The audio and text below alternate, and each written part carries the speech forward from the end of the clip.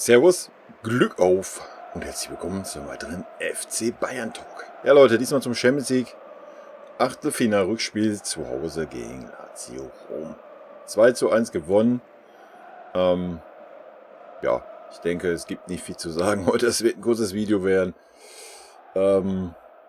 Ich denke, souverän abgespult das Programm, ohne wirklich großen Aufwand, ohne uns irgendwie groß wehren zu müssen oder sonst was. Ich denke, an unserer Mannschaft gibt es nichts zu kritisieren.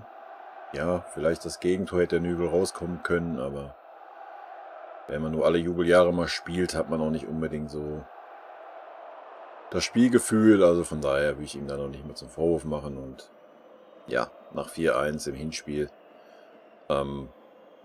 denke ich, war es genau richtig, wie wir es angegangen sind. Auch dass erstmal in Anführungsstrichen die besten Spieler gespielt haben. Man hat mal geschaut, was Lazio so macht, denke ich. Und ja, Hansi Flick hat mal frühzeitig gewechselt, hat gut gewechselt. Kaum zu glauben, dass ich das mal sage. Ist auch das erste Mal gefühlt.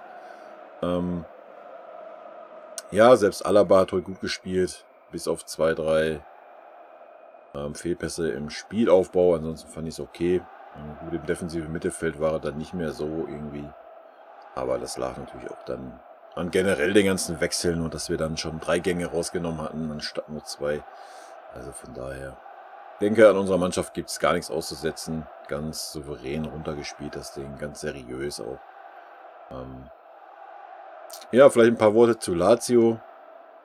Klar, wenn man 4:1 im Hinspiel verliert,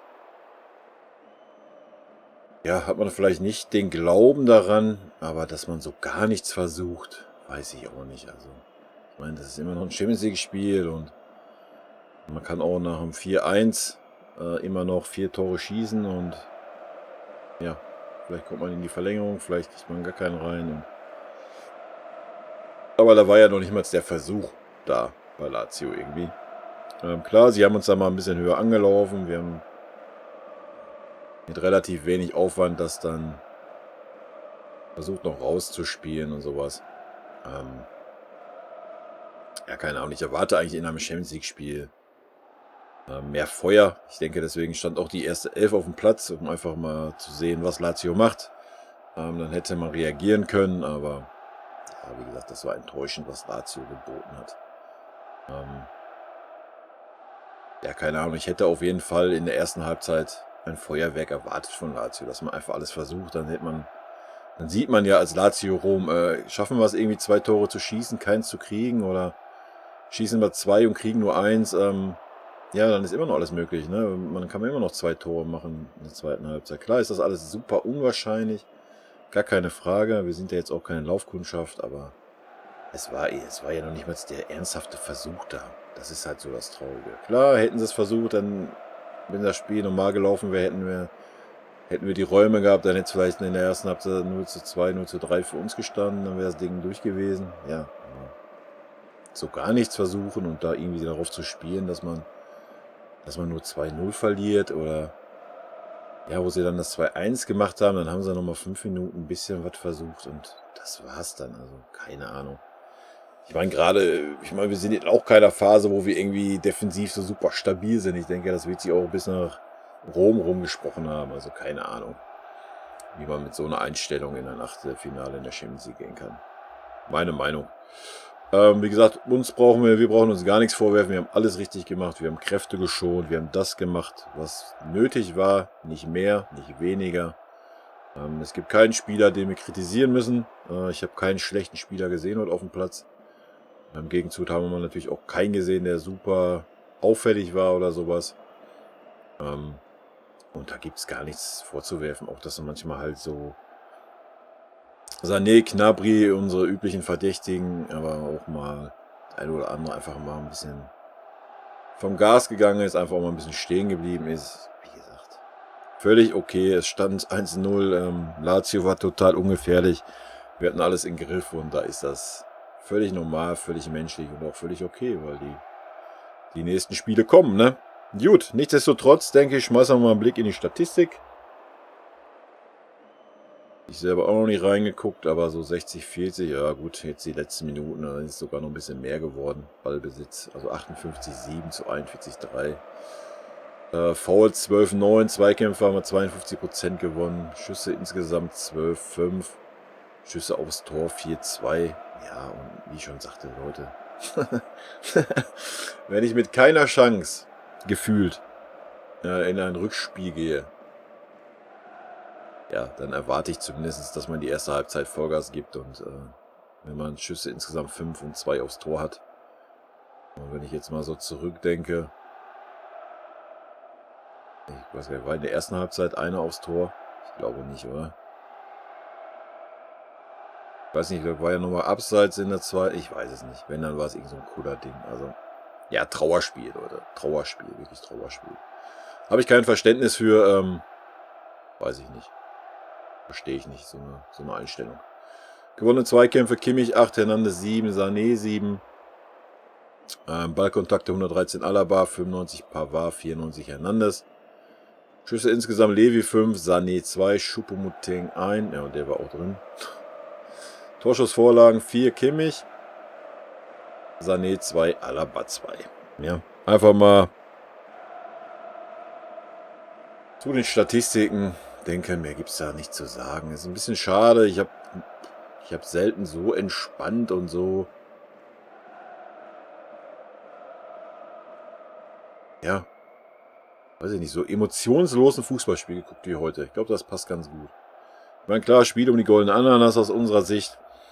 Aber wie gesagt, das Lazio hat es auch gar nicht versucht, da irgendwie Feuer reinzubringen. Und mit Fans im Stadion wäre es halt noch mal ein bisschen was anderes gewesen. Ich denke, da hätten wir auch noch ein bisschen mehr Bock gehabt. So war es wirklich echt emotionslos, ne? Das so wirklich ist, ich weiß es nicht. Es war kein schlechtes Spiel, also wir haben schon schlechtere Spiele abgeliefert diese Saison, aber es war irgendwie komplett emotionslos und ist so dahin geplätschert und wie gesagt, von unserer Seite alles richtig gemacht, ne? Ich gucke gerade nochmal Auswechslung. Ja, ich denke, ist auch alles richtig. Den Süle in der Halbzeit gebracht, den als Innenverteidiger. Vielleicht ein paar Worte zum Süle. Ich fand, der Süle hat ein bisschen mehr Selbstvertrauen. So. Wenn man das heute gesehen hat in der Innenverteidigung. Sonst hat er den Ball ja auch schon mal Attacke frei, was ja auch nicht verkehrt ist in der richtigen Situation. Aber der hat dann auch mal als Innenverteidiger ein Dribbling rausgehauen und hat mal einen offensiven aussteigen lassen. Ne? Also, hat mir schon gefallen, unser neuer Brasilianer. Ja, und dass dann Goretzka mal geschont wurde, ein bisschen Levi und Müller und Kimmich dann nochmal eine Viertelstunde. Ja, alles gut. Also auch die Einwechslung bin ich voll d'accord mit. Ich gefreut, nochmal ein bisschen Javi zu sehen. Musala hat mich auch gefreut, dass er mal ein bisschen Spielpraxis kriegt. Und Choupo-Moting, ja, die Formkurve geht nach oben. Er ist mittlerweile Bundesliga-tauglich. Heute hat er das auch bewiesen, hat einen Ballkontakt gehabt, hat das Tor gemacht. Ja.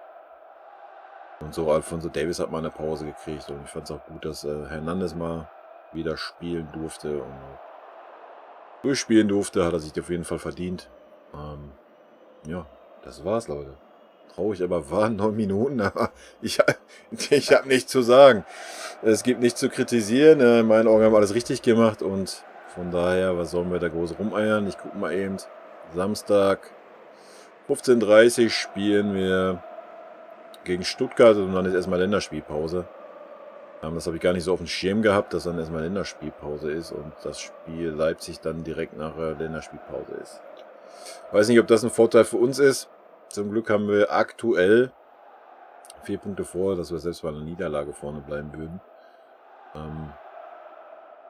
Ja, ich weiß nicht, wir tun uns immer schwer, so nach Länderspielreisen. Von daher bin ich sehr gespannt.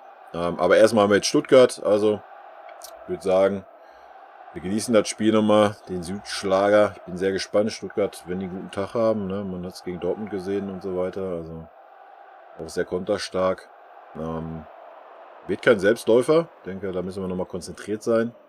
Aber wir haben heute genug Kräfte geschont, dass ich da zuversichtlich bin. Und ja, wer Bock hat, ich denke, wir werden da ein bisschen viel mehr Emotionen im Spiel erleben, denke ich. Und dann hören wir uns am Samstag wieder, wenn ihr Bock habt. Leute, rot-weiße Grüße gehen raus, bleibt gesund und